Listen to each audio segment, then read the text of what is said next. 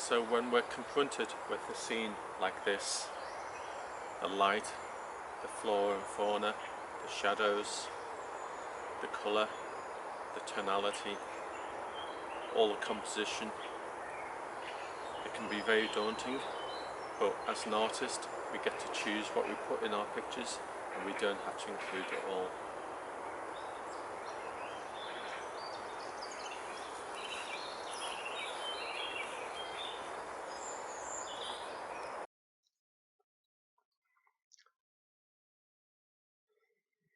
Now with this video I wanted to include something which is actually more to do with the frame of mind rather than a technique driven video.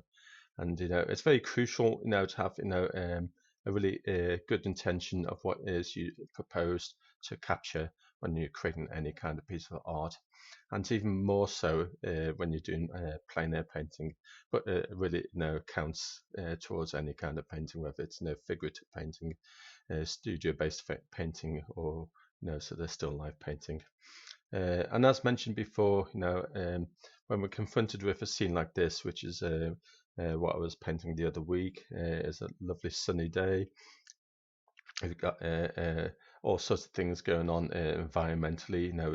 It's quite windy, lots of people around.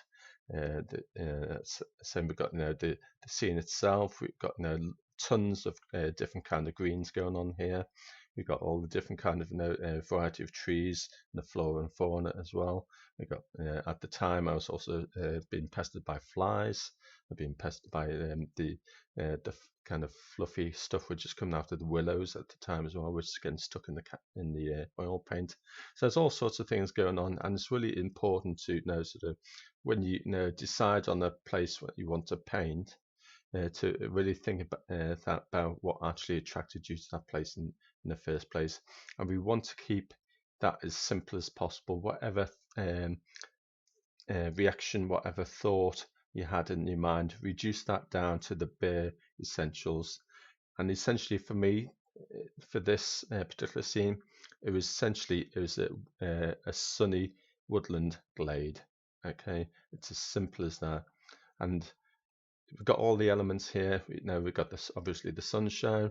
We've got the trees coming out in leaf as well. It's the beginning of summer. It's we also got sort of a real sort of dappling of light against the trees as well, and a real variety of trees. So we've got some elms, we've got some birches and that kind of thing as well. And so we also got that whole general space of it as well. There's a distance tree, and this tree in the foreground in a distance, and the one in the middle distance, and one in the foreground here as well. So we've got a sense of space going on here, and it's a kind of scene which we could perhaps walk into ourselves. And that's the kind of simple elements which I'm thinking about when it comes to doing a painting. I'm not thinking about, oh, I want to capture all these nettles here, or I want to capture the subtle colors and things like that, because I could certainly go ahead and do that as an artist if I want to, but that would be more of a focus study.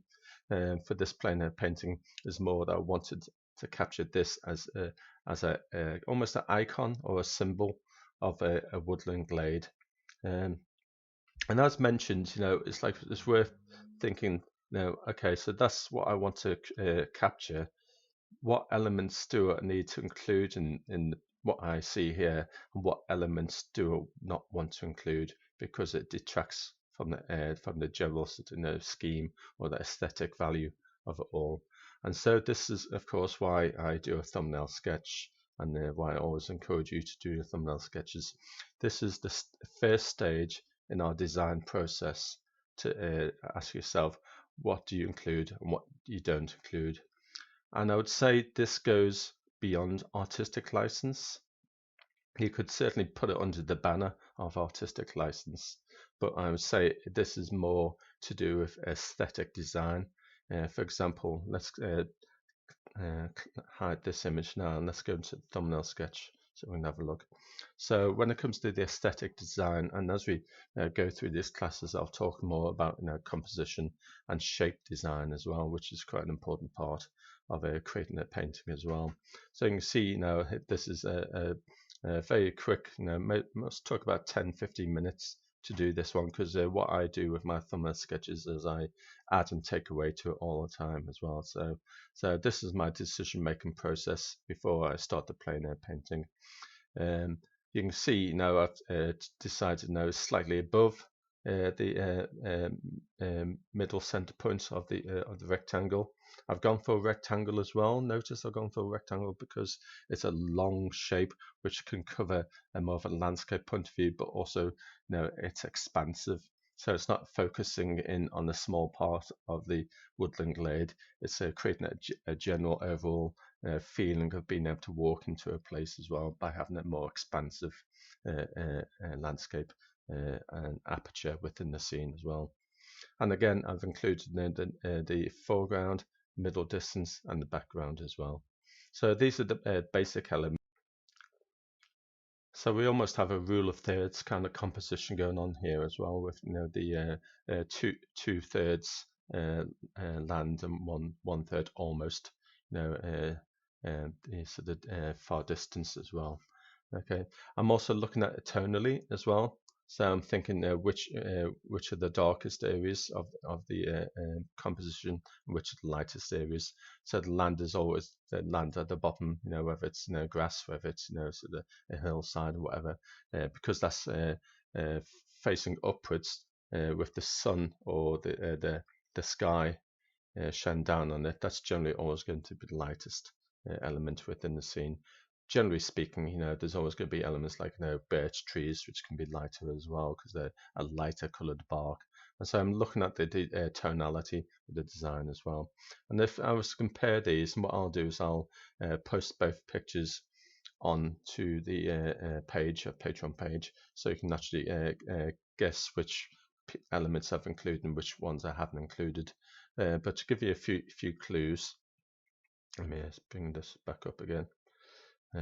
We can see now there's some elements which I didn't include, generally because it's breaking the rhythm of a certain aesthetic structure. So if we take this small copse of trees here, this little, we've got the birch trees here, and these are probably elms, I think.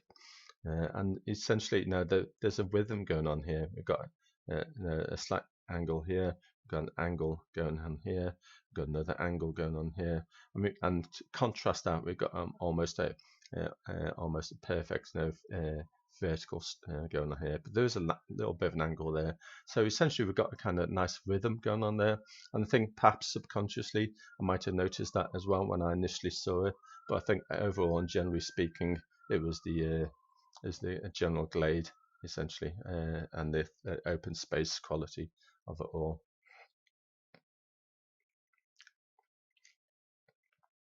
So although I like this rhythm going on here with these trees, I don't particularly like what's going on here with these two branches. This one's connected to this tree, and also there's a separate tree here which looks as if it's been broken as well.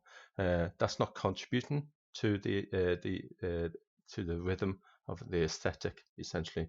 And what I end up doing, as you'll see if I go to thumbnail sketch, I did actually include it in there in the thumbnail sketch, but as I progressed with the painting, because we're taking in a lot of information, when we're doing this, we're seeing it for the first time, and we're trying to decide what's working and what's not working, and we can't do it all at the same time. And so if I find something that's not quite working, as I progress into the painting stage, the good thing about oil painting is I can always scrape it out. That's the great thing about oil painting. You can always correct your mistakes. So I did end up actually removing this tree in the end, and also perhaps just including a little bit of this as well, because I didn't want to break the overall design rhythm which was going on here. And you can see the branch is much longer there. I actually shortened it down. There are a couple of other elements in here as well, which I'll leave for you to decide which ones are in and which ones aren't in. So do take a look at the images which I've posted on the page, and I will also post the final plein air painting as well, because that's also worth looking at for the idea of what I've included and what I haven't included. focus is what it's all about, as well as and aesthetic design is going to help us achieve that. So the main uh, focus is these woods, this little copse of trees. Really, this frames the picture, and this tree in the background gives it a sense of depth as well. So always bear in mind, what your intention is as an artist is to focus in on what the initial sort of awe factor, which gave you the idea to that will make a nice painting. We could also say that the tonality of the image is a part of the elements which we can edit, that and also the color. The nettles here were actually much more, sort of different shades of blue, green, and yellow green as well. And so the camera doesn't really capture that very much. And when it comes to tonality, we can see how bright these nettles are in the foreground. What I chose to do is not include that in the picture, because that would attract the eye too much away from the main context of the picture, which was this grouping of trees essentially. And so there's those kind of elements which we can change as well. So maybe that is like, I change the tonality and just include more of this shaded area in the foreground as well. And that will sort of, then support the main focus of the painting, which is the copse of trees here.